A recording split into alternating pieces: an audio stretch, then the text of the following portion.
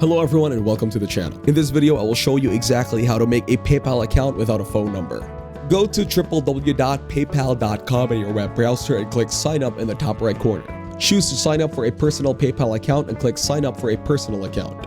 Provide your email address, a password, and your home country.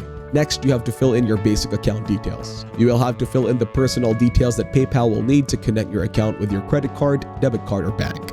The next step is to link your credit card or debit card to your PayPal account. This allows you to shop in stores online and in the real world with PayPal.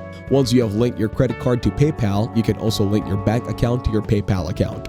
Or if you don't want to link your PayPal account to any bank, click I'll link my bank account later.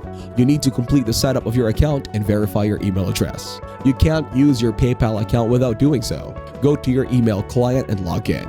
Find the email from PayPal service titled Welcome to PayPal and click on it to open it. From there, just click the blue Yes. This is my email address button in the email. To complete confirmation for your PayPal account, you will need to enter your account password. Click in the box labeled password and type in the password to protect your PayPal account. Then click confirm my email address. That is it. Your PayPal account is ready and you are all set to start using it.